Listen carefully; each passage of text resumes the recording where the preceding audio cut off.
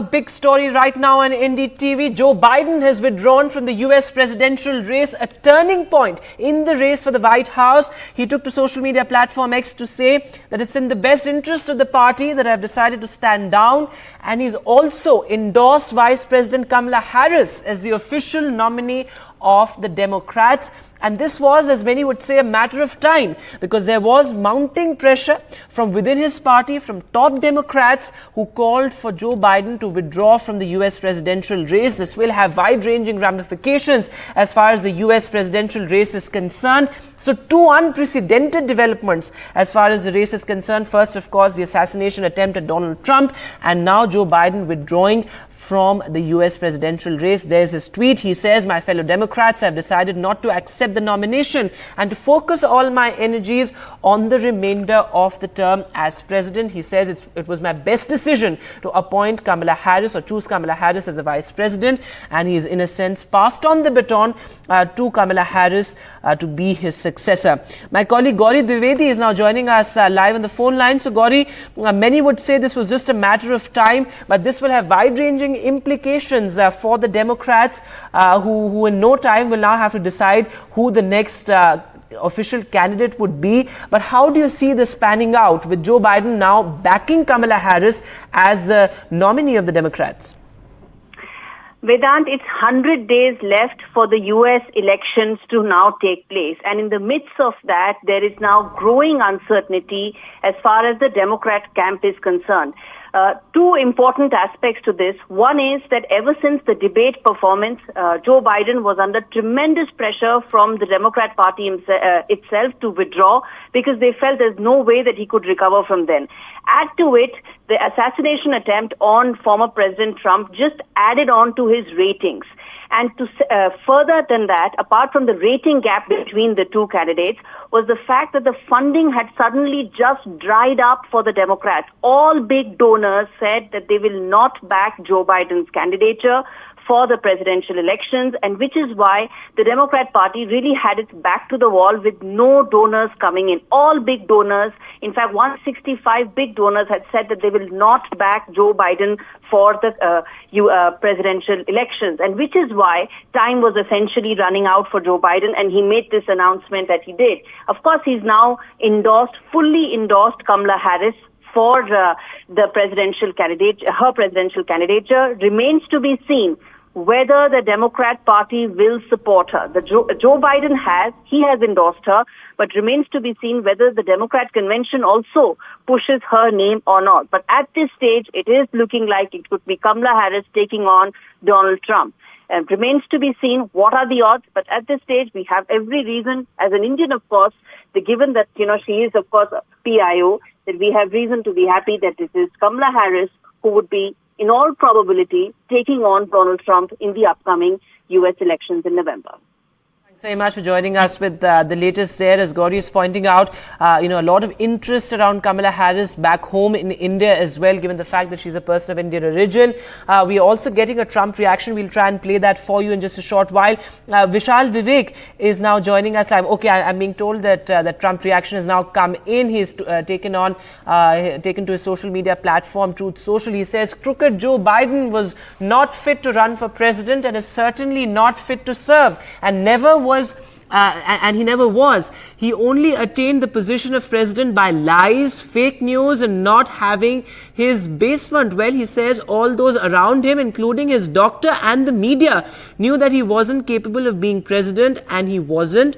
And now look what he's done to our country, with millions of people coming across our border totally unchecked and unvetted, many from prisons, mental institutions, and record numbers of terrorists. We will suffer greatly because of his presidency, but we will remedy the damage he has done very quickly. All right, Vishal, so a very Trump-like response there. He says that crooked Joe Biden was not fit to run for president. He never was. And that he will remedy the damage, something that he said in that speech after his assassination attempt as well. That is correct. So he has been referring to Joe Biden as crooked Joe Biden for a while. Even when he was the president of the US, he had mentioned him as crooked Joe Biden sometimes. So as we had been discussing just a few moments ago, that soon a Trump statement will come. He has taken to Truth Social, which is his own social media, and expressed these strong statements where he referred to Joe Biden as crooked and said that the country is in danger because of illegal migrants. He has been talking about illegal migrants, illegal aliens for a while. That's one of the strong points. He mentioned the topic in detail when he was giving the speech at the RNC, which is the Republican National Convention. He spoke at length for about 90 minutes. And out of those 90 minutes, he spoke at least about 20 minutes on the illegal immigration part. So he will go all guns blazing now that he knows a strong contender. Even though Joe Biden was old, Joe Biden had been having problems, he still was neck and neck with Trump. In a lot of states across US, a lot of opinion polls had said that it was still a neck and neck race. He was above a few points in few battleground states, but on the whole, even after the assassination bid, even after multiple gaffes, even after that disastrous debate against Trump, it was still a very close race. So now that a strong contender is out of the picture, who will be the next one? Will the Democratic Party go for Kamala Harris, a lot of experts and opinion polls had said that she will be the next candidate in the running if Biden steps out. Now that has happened. Will the Democratic Party choose Kamala Harris over, other experienced campaigners or, other, people who could be more, who could have more potential to be the next US president? So that remains to be seen.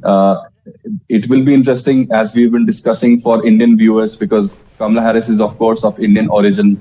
If she goes on to be nominated, it will be huge for Indian Americans. That's right, Vishal, and we have to discuss Kamala Harris in detail, but just recap for us what transpired for Joe Biden in the past month and what are we going to see in the next couple of days, because the Democrats will have to decide as quickly as possible what their plan of action is, given the fact that it's just 4 months to the crucial elections. How do you see the Democrats now working around this? Is there a strategy in place already? What is your assessment right now? So the disaster started on June 27th when the debate against Trump happened. It was the first presidential debate of the year, first presidential debate of the new elections that's supposed to happen in November.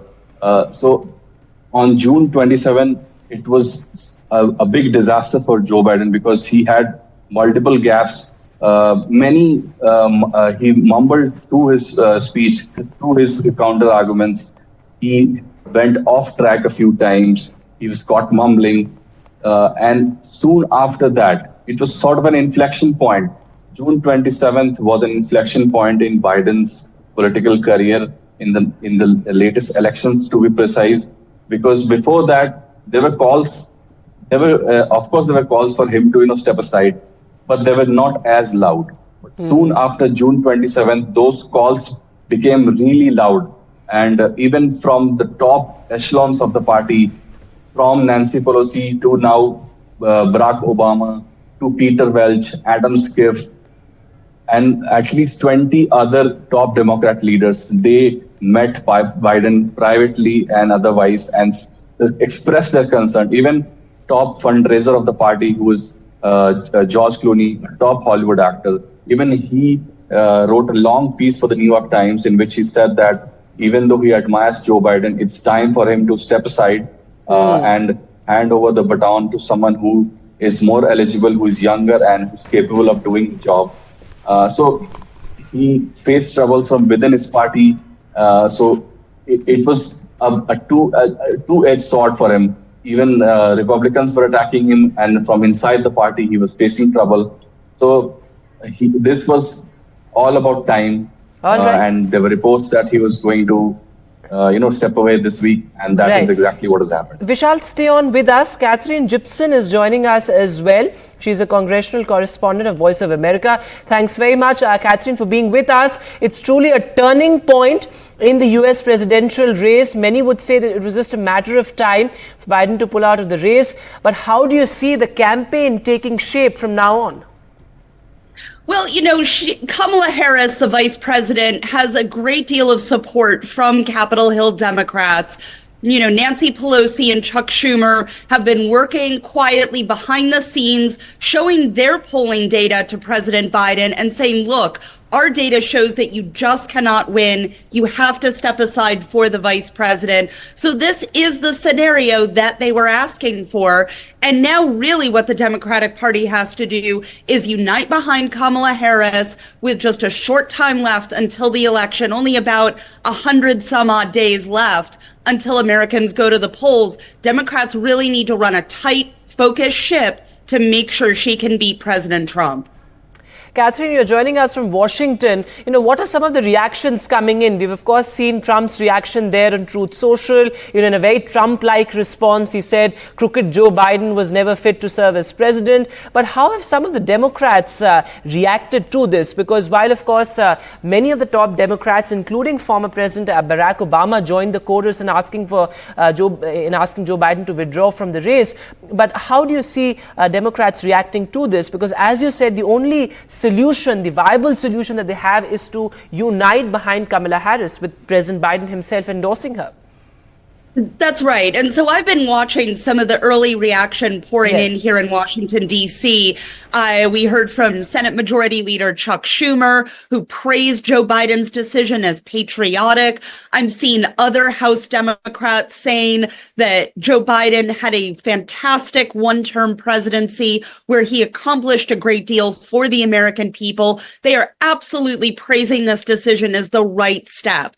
Now, what's more interesting is over on the Republican side. I just saw the statement from Speaker Mike Johnson as I was getting on with you. Speaker Mike Johnson says that this decision invalidates the will of American voters who selected Joe Biden to be the Democratic presidential nominee. Other House Republicans are saying that if Joe Biden can't run for re-election, then he is unfit to serve as president for the next 6 months. I expect to see a lot of debate over the legality, the validity of this decision. This is far from over in terms of reaction on Capitol Hill. That's right. In fact, the latest post there, Catherine, is that this is an unprecedented juncture in American history, is what Mike Johnson says. We must be clear about what just happened. The Democrat Party forced the Democrat nominee off the ballot just over 100 days before the election. So, very interesting choice of words there by Mike Johnson. Right, absolutely. As I mentioned, he is absolutely going to pursue this line of questioning, saying that it invalidates the will of the American voters. He has already been joined by other House Republicans who are saying very similar things.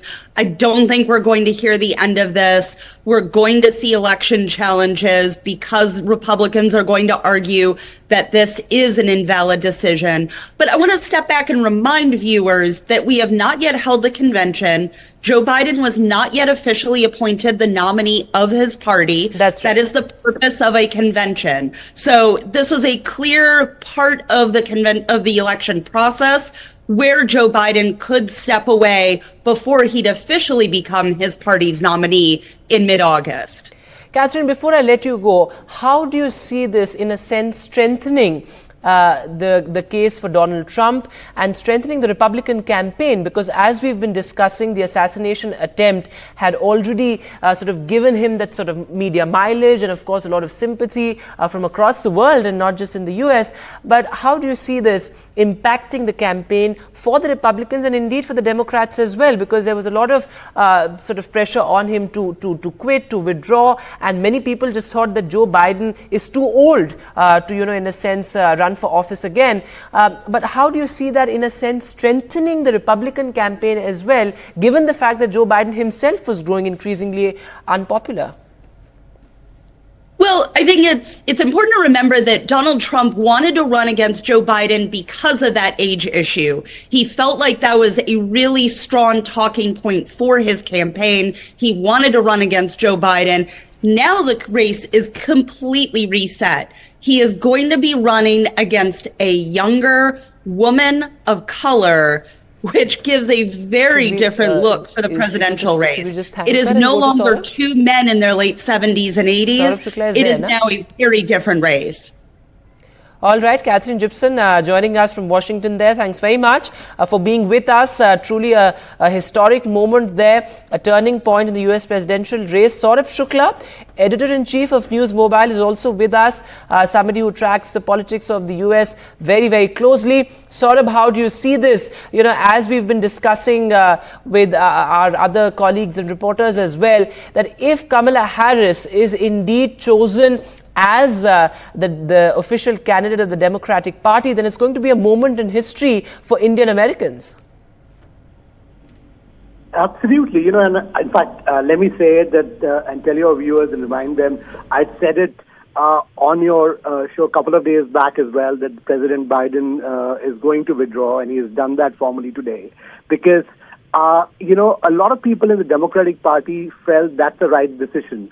And I completely agree that Donald Trump will now face a much younger, formidable opponent. Yes, it's too late in the race, though. It's only 100 days to go. Republicans have notched up all the resources. He's already getting, you know, financial resources with a lot of Silicon Valley billionaires putting their weight behind him. But as they say, politics is the art of impossible. Kamala Harris, once she gets formally endorsed by the Democratic Convention, don't forget that that's something which has to be done in August. So it remains to be seen if she can really match up to Donald Trump, but certainly it's going to be a race which has been reset.